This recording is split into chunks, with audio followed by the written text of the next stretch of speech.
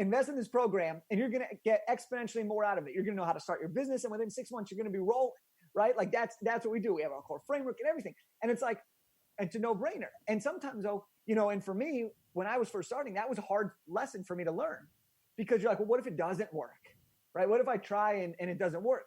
Well, then you need to go back to yourself. Do you believe that you have the potential to do this? Do you believe that your knowledge, that your experience can create that transformation? Do you believe that you can do this? And you dive in deeper, right? Why don't I believe this? Is it money? Is it that I'm scared of failing, scared of looking like an idiot? Is it scared of getting on camera? And then you answer those questions and you have those real conversations, because the most important relationship that we can have is the one with ourselves. And we got to fill up our own cup so that it's abundant, it's overflowing. Take care of ourselves with working out, meditation, journaling, gratitude, surrounding ourselves with great people, especially in this time right now where we're isolated. And being able to do that so that then you can fill up other cups, so that then you can continue to give, continue to create these connections.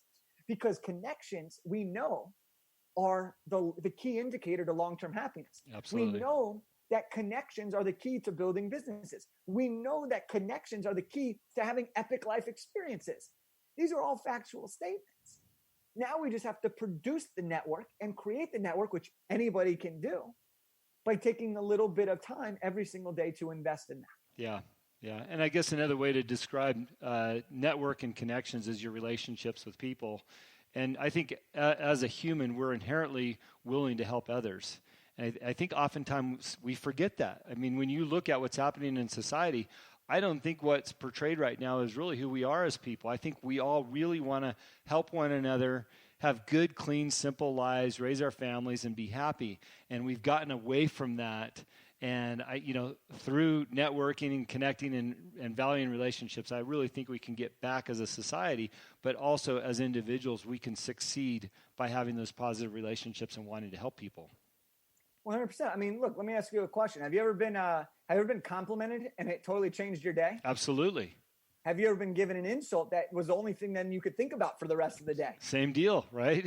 It's the same concept, right? But here's the deal. At the core of us as humans, all we're looking for is to feel that we matter, to feel that we belong, to be heard, to be complimented, and to be loved, right? That's what we long for as human beings, is that sense of fulfillment, sense of connection, sense of belonging.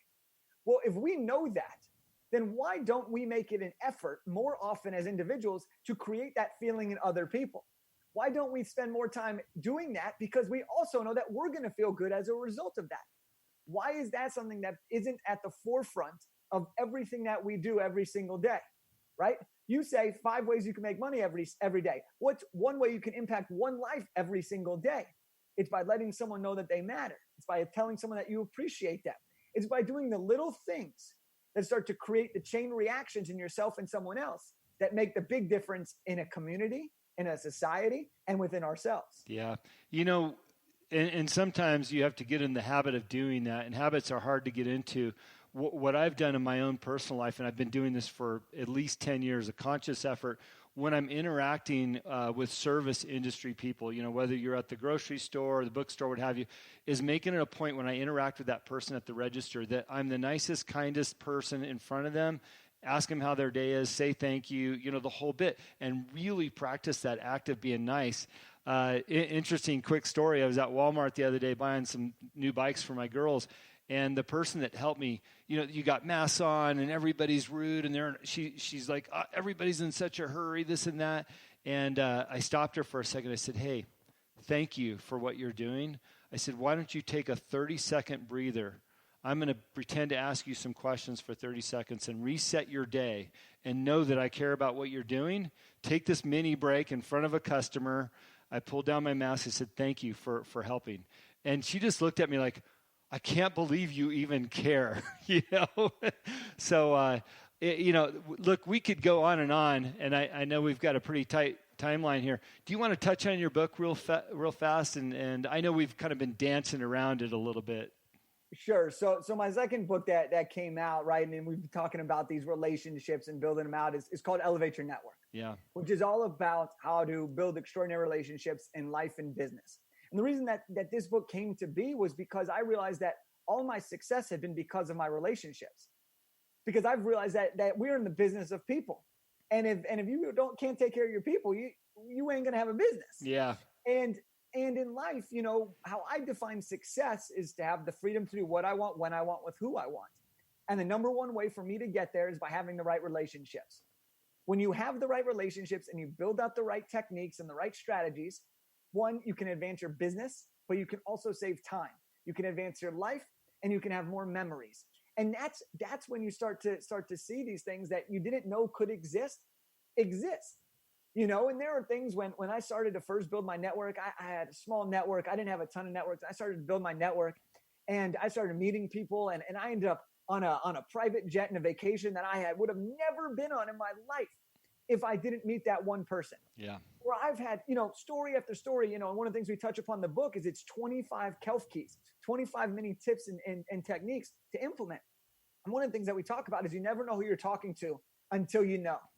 And I'll give you one story here before we kind of wrap up here. Yeah.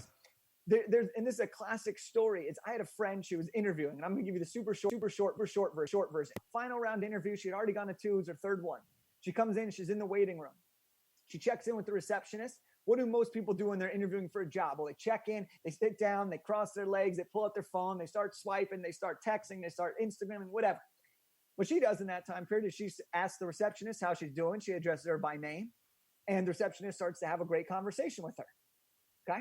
Awesome, right? It's going well. 10 minutes go by, 15 minutes go by. She still hasn't been called in. She's staying respectful. She's talking to the reception. She's kind of looking around, trying to see what's going on in the room, right? Finally, she gets called back to the interview. She goes in the interview. The interview lasts 10 minutes, no more. On final round interview, she was shocked. She was like, oh my gosh, I didn't get it. 10 minutes, that's it? Yeah. She walks out. She thanks the receptionist. She heads home. Obviously, she's very polite. The next morning, she gets a call. It's from the company. The only thing is, it wasn't the company. It was the receptionist. Uh-huh. The receptionist was the hiring manager, and she actually offered her the job because of the interaction she had in the waiting room, not in the actual interview. You never know who you're talking to until you know. That's right. So the biggest thing that you can do is to treat all people with respect, to give them attention, to address them by their name, to look them deep in the eyes, and to do the little things, because the little things are what matters. So just a little fun story there to kind of wet the palate. But look, everyone who's listening to this, you can get a free copy of this book. That's a beautiful thing. If you like that, you want to test it out, you can get a free copy of the book. You just got to cover the shipping. But you can get a free paperback copy of the book. And I would love to hear your thoughts on it, and everyone who listens, the thoughts you guys have about it. And, it's been a blessing to be able to share that. Such a humbling experience when people have these transformations from the book and the other work that we do. Yeah, I think you're spot on with your message and your books. I can't wait to read them, utilize them. I wish I had something like that 10, 15 years ago. Even though I was off on a great career, I didn't understand what I really wanted and how to leverage my network at the time. I figured it out, but man, what a great opportunity to have a book. What's the best way for people to find that book and get a hold of you and follow you and all those good things?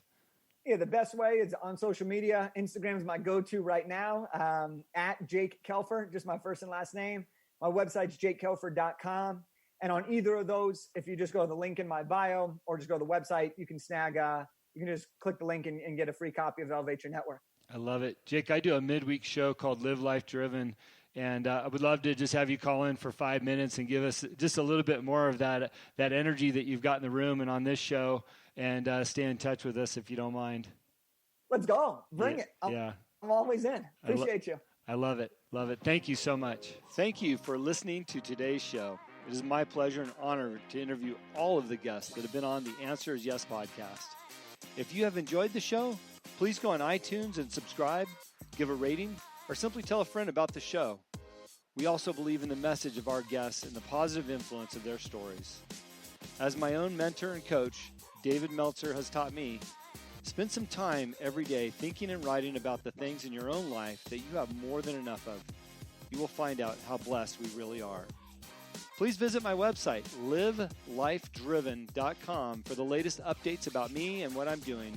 Plus, I post a monthly blog about the many topics on this show. This podcast can also be found there. As I learned early on in life, what you believe is what you will achieve. Thanks, Mark Victor Hansen, and thank you, and have a great week.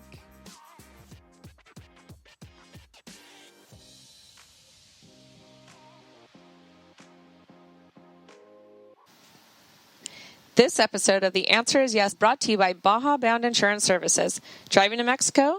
You can buy and print out your Mexican auto insurance policy online in minutes with their easy-to-use website. They also have great travel information to help you plan your trip south of the border. Visit bajabound.com.